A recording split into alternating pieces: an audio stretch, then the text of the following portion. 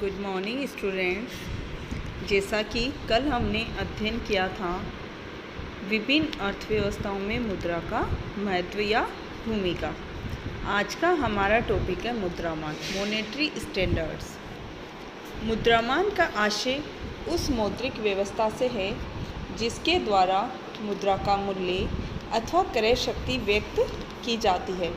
जहाँ वस्तु मुद्रा काल में मुद्रामान का आशय उस वस्तु से होता है जिसमें क्रय शक्ति व्यक्त की जाती है, पर जब धातुओं का प्रयोग मुद्रा के रूप में होने लगा तो धातु मुद्रा काल में मुद्रामान का अर्थ उस व्यवस्था से लगाया जाने लगा जिससे प्रमाणिक सिक्के बनाए जाते थे। अब आधुनिक काल में जबकि धातुओं के सिक्कों के स्थान पर अपरिवर्तनशील पत्र मुद्रा का चलन हुआ तो मुद्रामान का अर्थ ही बदल गया है। अब जिस वस्तु या व्यवस्था द्वारा मुद्रा की क्रय शक्ति अथवा मूल्य व्यक्त किया जाता है उसे द्रव्यमान कहते हैं। अब मुद्रा की क्रय शक्ति अथवा मूल्य व्यक्त करने के लिए कई विधियां होती है और ये किस पर डिपेंड करती है? देश की परिस्थितियों पर निर्भर करती है। फिर भी सामान्यतः कुछ विधियां हैं, जैसे मुद्रामान के रूप में किसी एक धातु को चुनना, जैसे स्वर्ण या रजत, और इस धातु के रूप में ही मुद्रा की क्रय शक्ति व्यक्त की जाती है। या फिर मुद्रामान के रूप में दो या दो से अधिक वस्तुओं को चुनना, जैसे स्वर्ण और रजत दोनों, या फिर स्वर्ण, रजत और कोई अन्य धातुएं। नेक्स्ट है मुद्रा की इकाई का मूल्य किसी दूसरे देश की मुद्रा में व्यक्त करना, जैसे भारत के रुपये का मूल्य स्टर्लिंग में। तो ये था मुद्रामान के बारे में। अब जैसा कि नॉर्मली सभी मान लेते हैं कि मुद्रामान एवं मूल्यमान दोनों क्या है? सेम ही है, लेकिन ये दोनों क्या है? अलग अलग है। जैसे मूल्यमान का आशय उस मुद्रा इकाई से होता है जिसके द्वारा देश की वस्तुओं और सेवाओं की कीमतें व्यक्त की जाती है, जैसे भारत में रुपया है, ब्रिटेन में पौंड, रूस में रूबल, अमेरिका में डॉलर आदि। तो ये तो क्या है? मूल्यमान। इसके विपरीत मुद्रामान क्या है? मुद्रामान इससे अधिक व्यापक शब्द है और उसके अंतर्गत देश की क्या आती है? मुद्रा व्यवस्था के वे सब अधिनियम व व्यवहार आते हैं जिसके द्वारा देश की मुद्रा की मात्रा व गुण पर नियंत्रण रखा जाता है। ये सब किसके अंतर आते हैं? मुद्रामान के अंतर्गत। तो इस प्रकार से स्पष्ट हो जाता है कि मुद्रामान में मूल्यमान के अतिरिक्त मुद्रा नियंत्रण संबंधी सभी नियम, धातु मुद्रा की मात्रा, मानक सिक्कों के अतिरिक्त अन्य सिक्के व गौण मुद्रा, शाख मुद्रा पर नियंत्रण, बहुमूल्य धातुओं के क्रय विक्रय पर नियंत्रण, उनके आयात निर्यात संबंधी व्यवस्थाएं तथा मौद्रिक नीति का समावेश होता है। किसमें? मुद्रामान के अंतर्गत। तो ये डिफरेंस था मुद्रामान और मूल्यमान के बीच में। अब हम देखते हैं एक आदर्श मुद्रामान के आवश्यक गुण कौन कौन से होते हैं। जैसे इसमें फर्स्ट है जनता का विश्वास। मौद्रिक मान इतना सरल होना चाहिए कि उसके विभिन्न पहलुओं को समझना जनसाधारण के लिए कठिन न हो बल्कि सरल हो। जनता के विश्वास के लिए वह अर्थव्यवस्था की आवश्यकता के अनुरूप हो और राजनीतिक स्थिरता रहे। नेक्स्ट है लोचता। मुद्रामान में पर्याप्त लोचता होनी चाहिए ताकि आर्थिक प्रगति, मूल्य स्थायित्व और देश की आवश्यकताओं के अनुरूप मुद्रा की मात्रा एवं गुणों पर नियंत्रण संभव हो सके। नेक्स्ट है मूल्य में स्थिरता। एक आदर्श मुद्रामान में प्रामाणिक मुद्रा के मूल्य में अपेक्षाकृत स्थायित्व होना चाहिए, क्योंकि मुद्रा सर्वग्राहता और मूल्य मापन के अपने कार्यों को तभी सफलतापूर्वक निभा सकती है जबकि मौद्रिक मान मुद्रा प्रसार एवं मुद्रा संकुचन के दुष्प्रभावों से अर्थव्यवस्था को विश्रंखलित होने से बचा सके। नेक्स्ट है मितव्ययता। आदर्श मुद्रामान में मितव्ययता होनी चाहिए।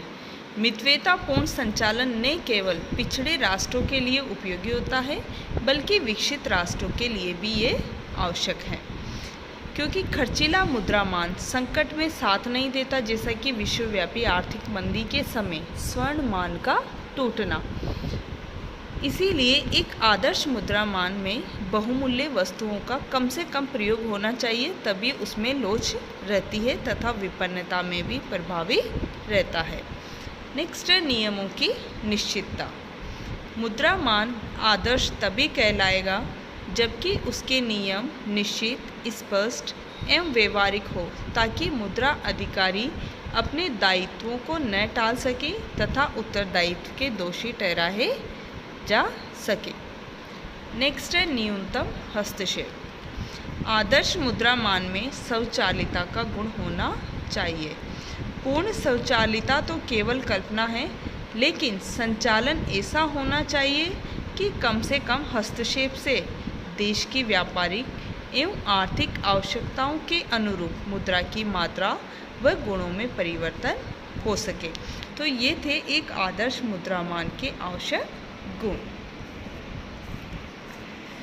अब है मुद्रामान के विभिन्न प्रकार। मुद्रामान को दो भागों में विभाजित किया गया है। इसके दो प्रकार है, एक तो धातुमान और दूसरा पत्र मुद्रामान। अब धातुमान को भी 5 भागों में विभाजित किया गया है। एक धातुमान, द्विधातुमान, बहुधातुमान, प्रादिष्टमान, मिश्रित धातुमान। और पत्र मुद्रामान को 2 भागों में विभाजित किया है, ऐच्छिक पत्र मुद्रामान और बलात् पत्र मुद्रामान।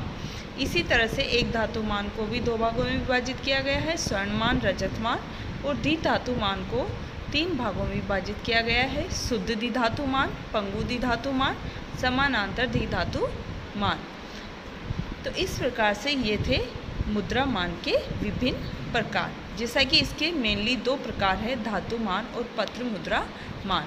तो आज हम अध्ययन करेंगे धातुमान में एक धातुमान का। अब सबसे पहले हम देखेंगे कि धातुमान क्या है। इसके अंतर्गत देश में धातु की मुद्राएं चलती, किसमें? धातुमान में, या धातु मुद्राओं का प्रतिनिधित्व करती है। और संपूर्ण मुद्रा व्यवस्था तथा मुद्रा की क्रय शक्ति बहुमूल्य धातुएं जैसे सोना, चांदी, तांबा आदि पर आधारित होती है। और इस मान को ही क्या कहा जाता है? वस्तु मुद्रामान कहा जाता है। तो ये होता है धातुमान। नेक्स्ट है पत्र मुद्रामान। इस मान में मुद्रा इकाई का मूल्य किसी धातु की मुद्रा में निश्चित नहीं किया जाता है जैसा कि धातुमान में किया जाता है, बल्कि प्रचलन में कागजी नोट तथा सहायक मुद्रा के रूप में घटिया धातु के सिक्के प्रचलन में रहते हैं। किसमें? पत्र मुद्रामान में। अब जैसा कि हम देखेंगे आज एक धातुमान के बारे में। एक धातुमान का आशय उस मुद्रामान से है जिसमें केवल एक प्रकार की धातु को ही मुद्रा के मूल्यमान के रूप में स्वीकार किया जाता है।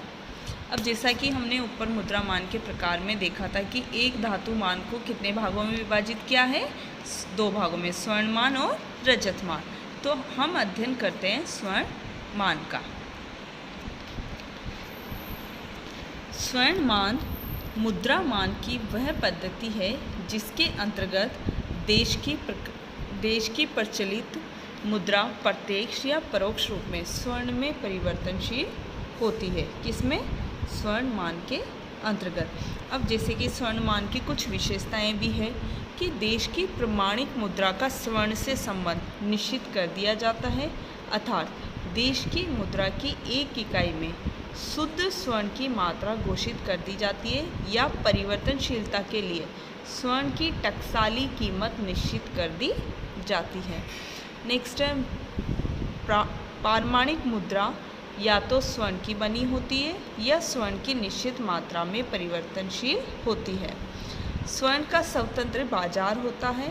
स्वर्ण के आयात निर्यात पर सरकार कोई प्रतिबंध नहीं लगाती। मुद्रा अधिकारी पूर्व निर्धारित दर पर सोना खरीदने व बेचने के लिए उत्तरदायी होता है। नेक्स्ट, स्वर्ण सिक्कों के अतिरिक्त देश की सहायक एवं गौण मुद्रा का भी स्वर्ण से प्रत्यक्ष या परोक्ष संबंध होता है और ये स्वर्ण में परिवर्तनशील होते हैं। तो ये थे स्वर्णमान की विशेषताएं। अब हम देखते हैं स्वर्णमान के कार्य।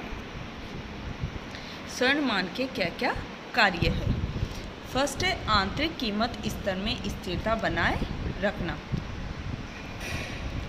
देश की कीमत स्तर में होने वाले उतार चढ़ावों के भयंकर एवं गंभीर प्रभावों से मुक्ति पाने के लिए मूल्य स्तर में स्थायित्व आवश्यक माना जाता है।